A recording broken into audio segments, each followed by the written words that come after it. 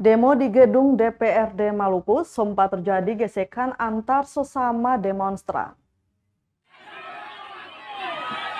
Di tengah demonstrasi penolakan kenaikan dan kelangkaan bahan bakar minyak atau BBM di Kota Ambon berlangsung, terjadi gesekan antar massa aksi di depan gedung DPRD Kota Ambon Rabu 13 April 2022.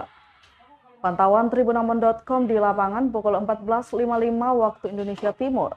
Gesekan terjadi lantaran beberapa pihak di antara massa aksi ingin seluruh demonstran masuk. Namun beberapa lainnya hanya menginginkan perwakilan DPRD Maluku yang keluar menemui mereka.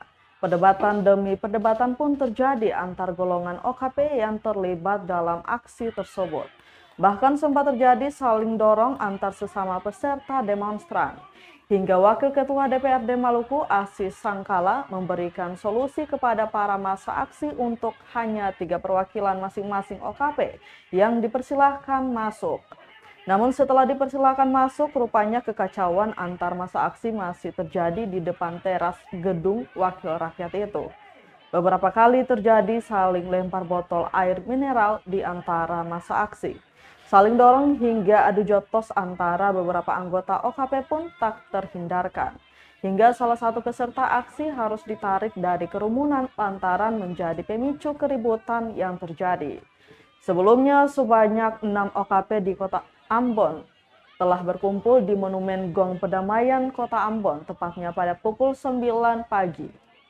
Keenam OKP tersebut menyuarakan terkait kenaikan harga BBM jenis Pertamax dan kelangkaan BBM Pertalite serta kelangkaan minyak goreng di Indonesia.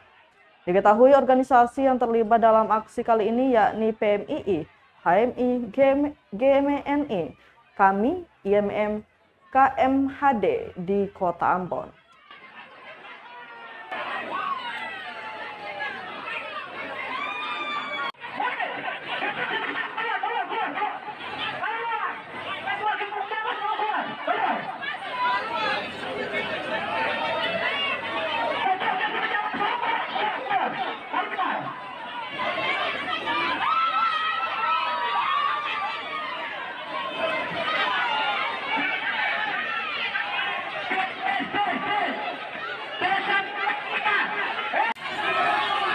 Terima kasih sudah nonton.